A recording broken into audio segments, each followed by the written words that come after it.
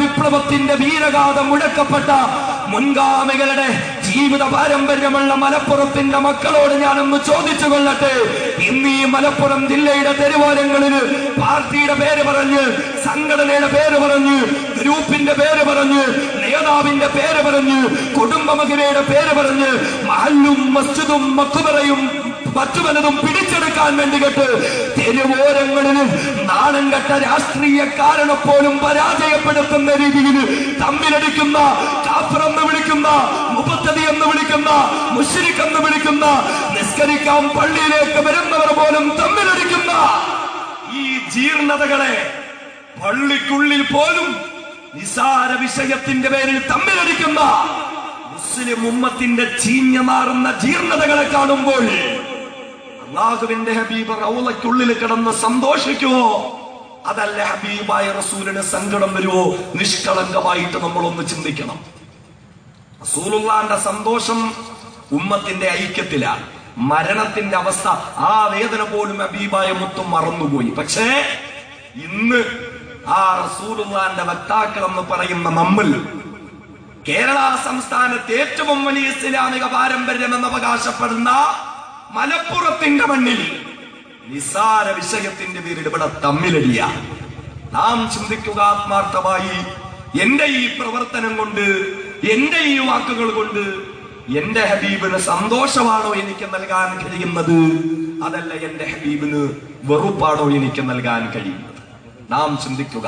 അല്ലാഹു തആല ഹബീബായ റസൂലിന് സന്തോഷം പകരുന്ന സത്യവിശ്വാസികളിൽ നമ്മളെ ഓരോരുത്തരെയും ഉൾപ്പെടുത്തി അനുഗ്രഹിക്കുമാറാകട്ടെ. വളരെ ഗൗരവകരമായ ഒരു വിഷയമാണ്. ശുദ്ധമായ ഖുർആൻ നമ്മളെ പഠിപ്പിച്ചതെന്താ? തമ്മിലടിക്കാൻ വേണ്ടിയല്ല. ഈ ഉമ്മത്തിനിടയിൽ നാം ഓരോരുത്തരും എങ്ങനെ പ്രവർത്തിക്കണം? മഹല്ലുകൾ പ്രവർത്തിക്കേണ്ടുന്നതെങ്ങനെ? സംഘടനകൾ പ്രവർത്തിക്കേണ്ടുന്നതെങ്ങനെ? പ്രസ്ഥാനങ്ങൾ പ്രവർത്തിക്കേണ്ടുന്നതെങ്ങനെ? വിശുദ്ധമായ ഖുർആൻ വ്യക്തമായ ഒരു സൂചന നമുക്ക് നൽകി. വൽതകും മിൻകും ഉമ്മത്തുൻ യദ്ഊന ഇലൽ ഖൈർ വയഅ്മുറൂന ബിൽ മഅറൂഫ് വയൻഹൗന അനിൽ മുൻകർ വഉലൈക ഹുമുൽ മുഫ്ലിഹൂൻ. ബഹുവന്ദരായ സുഹൃത്ത് മജീദ് ഖാസിമി പരിചയപ്പെടുത്തിയതുപോലെ ഇസ്ലാമിനെ പരിചയപ്പെടുത്താൻ നമുക്ക് കഴിയുന്നുണ്ടോ? ഖുർആൻ പറഞ്ഞത് വൽതകും മിൻകും ഉമ്മ, നിങ്ങളിൽ നിന്ന് കൂട്ടായ്മകൾ ഉണ്ടാകട്ടെ, നിങ്ങളിൽ നിന്ന് ചെറുതും വലുതുമായ സംഘങ്ങൾ ഉണ്ടാകട്ടെ. എന്തിനാണ്? നന്മയിലേക്ക് ദഅവത്ത് നടത്താൻ, നന്മയിലേക്ക് ജനങ്ങളെ ക്ഷണിക്കാൻ, തമ്മിലടിയിലേക്കല്ല. നന്മയിലേക്ക് ജനങ്ങളെ ക്ഷണിക്കാൻ, ഗ്രൂപ്പിസത്തിലേക്കല്ല. വയഅ്മുറൂന ബിൽ മഅറൂഫ്, ഇസ്ലാം പഠിപ്പിച്ച നന്മകൾ ജനങ്ങൾക്ക് കൽപ്പിച്ചു കൊടുക്കാൻ. വയൻഹൗന അനിൽ മുൻകർ, ഇസ്ലാം നിരോധിച്ച തിന്മകളിൽ നിന്ന് ജനങ്ങളെ തടയാൻ നിങ്ങളിൽ നിന്ന് കൂട്ടായ്മകൾ ഉണ്ടാകട്ടെ എന്ന് ഖുർആൻ. അങ്ങനെ നന്മയുടെ പക്ഷം ചേരുന്ന, ജനങ്ങളെ നന്മയിലേക്ക് നയിക്കപ്പെടുന്ന കൂട്ടായ്മകൾ, അത് മഹല്ലിന്റെ കൂട്ടായ്മയാകട്ടെ, അത് സംഘടനകളുടെ കൂട്ടായ്മയാകട്ടെ, അത് പ്രസ്ഥാനങ്ങളുടെ കൂട്ടായ്മയാകട്ടെ, അല്ലാഹു പറയുകയാണ് ഉലൈക ഹുമുൽ മുഫ്ലിഹൂൻ, അവർ വിജയിച്ചവരാണ്. അങ്ങനെയുള്ളവർ വിജയിച്ചവരാണ്. എന്നാൽ അല്ലാഹു തആല പറയുന്നു ولا تكونوا كالذين تفرقوا واختلفوا من بعد ما جاءهم البينات وأولئك لهم عذاب عليم. നന്മയുടെ പക്ഷം ചേരാനാണ് നിങ്ങളിൽ നിന്ന് കൂട്ടായ്മകൾ ഉണ്ടാകേണ്ടുന്നത് എന്ന് പഠിപ്പിച്ച വിശുദ്ധമായ ഖുർആൻ തൊട്ടടുത്ത് തന്നെ നമ്മളോട് പറയുകയാണ്. വലാ തകൂനൂ കല്ലദീന, ഒരു കൂട്ടം ആളുകളെ പോലെ നിങ്ങൾ ഒരിക്കലുമായി പോകല്ലേ. ഒരു കൂട്ടം ആളുകളുടെ സ്വഭാവം നിങ്ങളിൽ വരാൻ പാടില്ല. ചില ആളുകളുടെ സംസ്കാരം നിങ്ങളിൽ വരാൻ പാടില്ല. ചില ആളുകളുടെ സ്വഭാവങ്ങൾ നിങ്ങളിൽ വരാൻ പാടില്ല. ചില ആളുകളുടെ ചിന്താഗതികൾ നിങ്ങളിൽ വരാൻ പാടില്ല. ഏത് ആളുകളെ പോലെ നിങ്ങൾ ആകരുതെന്നാ ഖുർആൻ പറഞ്ഞത്. വലാ തകൂനൂ കല്ലദീന, ഒരു കൂട്ടം ആളുകളെ പോലെ ആകല്ലേ എന്ന് വിശുദ്ധമായ ഖുർആനിന്റെ ആയത്ത് പറയുമ്പോൾ ഇവിടെ പടച്ചവനും പറഞ്ഞത് കള്ളു കുടിക്കുന്നവരെ പോലെയാകരുതെന്നല്ല, വ്യഭിചരിക്കുന്നവരെ പോലെയാകരുതെന്നല്ല, പലിശ തിന്നവരെ പോലെയാകരുതെന്നല്ല. ഇതിനെയെല്ലാം വിശദമായി വിമർശിക്കുമ്പോഴും അല്ലാഹുവിന്റെ ഖുർആൻ നമ്മളോട് ഈ ഒരായത്തിലൂടെ പരിചയപ്പെടുത്തുന്നത് വലാ തഖൂലൂ കല്ലദീന തഫറഖൂ വഖ്തലഫൂ മിൻ ബഅദി മാ ജാഅഹുമുൽ ബയ്യിനാത്ത്. തമ്മിലടിക്കുന്നവരെ പോലെ നിങ്ങളാകല്ലേ.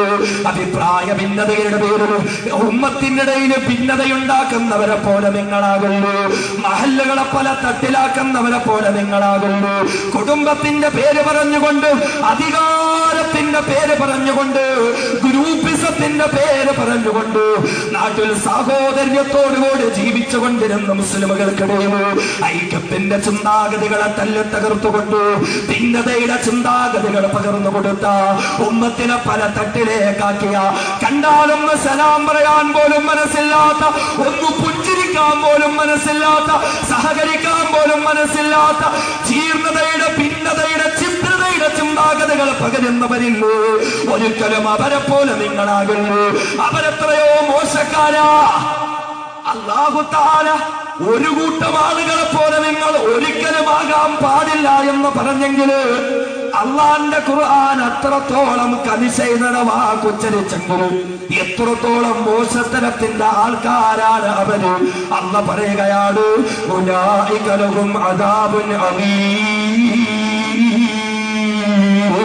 അവർക്ക് അല്ലാഹു റബ്ബുൽ ഇസ്സത്ത് വേദനാജനകമായ ശിക്ഷ ഒരുക്കി വെച്ചിരിക്കുകയാ.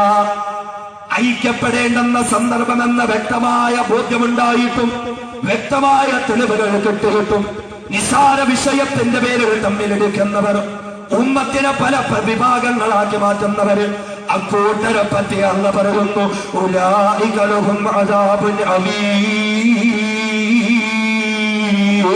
അക്കൂട്ടർ വേദനാജനകമായ ശിക്ഷയ്ക്ക് അർഹതപ്പെട്ടവരാ.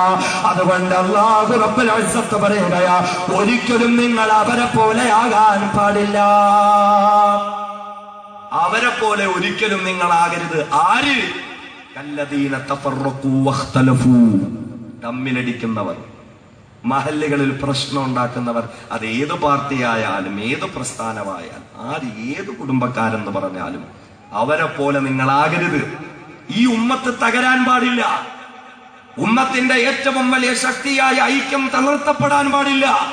അഭിപ്രായ ഭിന്നതകളുള്ളതോടൊപ്പവും ഐക്യപ്പെട്ടു നിൽക്കലാണ് മുൻഗാമികൾ പഠിപ്പിച്ച മാർഗമെങ്കിൽ എന്തെങ്കിലും അഭിപ്രായ ഭിന്നതകൾ ഉണ്ടായാൽ ഉടനങ്ങട്ട് തമ്മിലിടിക്കലാണോ? എവിടം വരെ എത്തിയെന്ന് മുസ്ലിം ലോകം? സയ്യിദുനാ റസൂലുള്ളാഹി സല്ലല്ലാഹു അലൈഹി വസല്ലമ തങ്ങൾ പഠിപ്പിച്ചത് ഒരു മുസ്ലിമിനെ കണ്ടാൽ നീ അവനോട് സലാം പറയണമെന്ന. ഒരു മുസ്ലിമിനെ കണ്ടാൽ, പരിചയമുള്ളവനാകട്ടെ പരിചയമില്ലാത്തവനാകട്ടെ, ഒരു മുസ്ലിമിനെ കണ്ടാൽ അവനോട് സലാം പറയണം. ഇന്ന് അവസ്ഥകളൊക്കെ മാറി. ഒരാള് സലാം പറഞ്ഞാൽ അയാളുടെ തലപ്പാവിന്റെ കെട്ടും മട്ടുമൊക്കെ ഒന്ന് നോക്കി, അതിന് വാലുണ്ടോ വാലില്ലേ, ഇനി വാലുണ്ടെങ്കിൽ പിന്നെ അത് എങ്ങോട്ടാ, തെക്കോട്ടാണോ വടക്കോട്ടാണോ, ജുബയ്ക്ക് നീളം കൂടുതലാണോ കുറവാണോ, ഇതൊക്കെ ഇങ്ങനെ നോക്കിയിട്ട് സംഘടനയും പ്രസ്ഥാനവും കുടുംബവും ഗ്രൂപ്പും ഒക്കെ നോക്കി നമുക്ക് തൃപ്തിപ്പെട്ടാൽ ആ സലാമിന് മറുപടി പറയും, അള്ളാന്റെ റസൂല് പറഞ്ഞേക്ക് അവിടെ ഇരിക്കട്ടെ. നമുക്ക് കൂടാൻ പറ്റിയ ആളാണോ, നമ്മുടെ പാർട്ടിക്കാരനാണോ, നമ്മുടെ കുടുംബക്കാരനാണോ, നമ്മുടെ ആളുകളോടൊപ്പം നിൽക്കുന്നവരാണോ എങ്കിൽ സലാം പറയാം, എങ്കിൽ മറുപടി പറയാം, ഇല്ലെങ്കിൽ നമുക്ക് താല്പര്യമില്ല. ഇത്രയും വലിയ ജീർണതകളിലേക്ക് ഉമ്മത്തെത്തിപ്പോയില്ലേ? നിസാര വിഷയത്തിന്റെ പേരിൽ തമ്മിലടിക്കുക. എന്താ നടന്നത്? ഇതേ മലപ്പുറം ജില്ലകളിൽ നിന്ന് പോലും വാർത്തകൾ കിട്ടിയില്ലേ? മഗ്രിബ് നിസ്കരിക്കാൻ വേണ്ടി പള്ളിയിലേക്ക് കടന്നു ചെന്ന മുസ്ലിമുകൾ, നിസ്കാരത്തിന് വേണ്ടി വന്ന മുസ്ലിമുകൾ പാർട്ടി തിരിഞ്ഞിട്ട് അടിക്കുക, പരസ്പരം വെട്ടുക, പള്ളികൾ പോലും ചോരക്കളമാക്കി മാറ്റിയില്ലേ മുസ്ലിം ഉമ്മത്ത്? എവിടെയാണ് ഈ പോക്ക് ചെന്ന് അവസാനിക്കുന്നത്?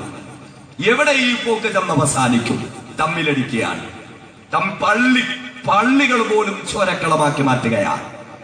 എന്തൊക്കെ എത്തി മഹല്ലുകളിൽ ഖുത്ബ ചെയ്യാൻ നടത്താൻ പള്ളിയിലെ ഔദ്യോഗിക ഖത്തീബ് കടന്നു വരുമ്പോ മിമ്പറിൽ കയറി കുത്തിയിരിപ്പ് സമരം നടത്തുക. അങ്ങനെ ഖത്തീബ് ഇപ്പൊ എവിടെ ഖുത്ബ ഓതണ്ട. പള്ളിക്കുള്ളിൽ ഖുത്ബ നടക്കുമ്പോ ഹൗലിന്റെ കരയിൽ അടുത്ത ഖുത്ബ സംഘടിപ്പിക്കുക. മുസ്ലിം ഉമ്മത്തെ ചിന്തിക്കണേ. എന്നിട്ട് നമ്മളൊക്കെ പറയും, നമ്മളൊക്കെ ആ തൗഹീദിന്റെ ആളുകള്, നമ്മളൊക്കെ ആ സുന്നത്ത് ജമാഅത്തിന്റെ ആളുകള്, എനിക്കും നിങ്ങൾക്കും എന്തു പറ്റി? വലത് കയ്യിൽ സ്വർഗവും ഇടത് കയ്യിൽ നരകവും കൊണ്ട് നടക്കുക. ഇഷ്ടമുള്ളവർക്കൊക്കെ ആ സ്വർഗവും കൊടുക്കും, ഇഷ്ടമില്ലാത്തവർക്കൊക്കെ ആ നരകവും കൊടുക്കും. നമ്മുടെ അവസ്ഥ ഇന്ന് അങ്ങനെയാ, നമ്മുടെ ചിന്താഗതികൾ ഇന്ന് അങ്ങനെയാ. ഇസ്ലാം പഠിപ്പിച്ച ഐക്യത്തിന്റെ ചിന്തകൾ പോയി. സയ്യിദുനാ റസൂലുള്ളാഹി സ്വല്ലല്ലാഹു അലൈഹി വസല്ലമ തങ്ങൾ പറഞ്ഞു, പരസ്പരം നിങ്ങൾ യഥാർത്ഥ വിശ്വാസികളാകാതെ സ്വർഗത്തിൽ കിടക്കില്ല. യഥാർത്ഥ വിശ്വാസികളാകാതെ നിങ്ങൾ ആരും സ്വർഗത്തിൽ പോകില്ല. പരസ്പരം സ്നേഹിക്കാതെ നിങ്ങൾ ആരും യഥാർത്ഥ വിശ്വാസികളാകില്ല. അതുകൊണ്ട് നിങ്ങൾക്കിടയിൽ സ്നേഹമുണ്ടാകാൻ നിങ്ങൾ പരസ്പരം സലാം പറയുക. ആ ഒരു ബന്ധം നമ്മൾ ചിന്തിക്കണം. പരസ്പരം സലാം പറയുമ്പോഴാണ് നിങ്ങൾക്കിടയിൽ സ്നേഹം ഉണ്ടാകുന്നത്. ആ സ്നേഹം ഉണ്ടാകുമ്പോഴാണ് നിങ്ങൾ യഥാർത്ഥ വിശ്വാസികളാകുന്നത്. ആ യഥാർത്ഥ വിശ്വാസികളാകുമ്പോഴാണ് നിങ്ങൾ സ്വർഗത്തിൽ കിടക്കുന്നതെന്ന് മുത്തുളി മുഹമ്മദ് മുസ്തഫ സല്ലല്ലാഹു അലൈഹി വസല്ലം. അല്ലാഹുവിന്റെ ഹബീബ് ഇങ്ങനെ പഠിപ്പിച്ചു എങ്കിൽ നാം ഇന്ന് പ്രവർത്തിക്കുന്നത് എങ്ങനെ? നാം ഇന്ന് ചിന്തിക്കുന്നത് എങ്ങനെ?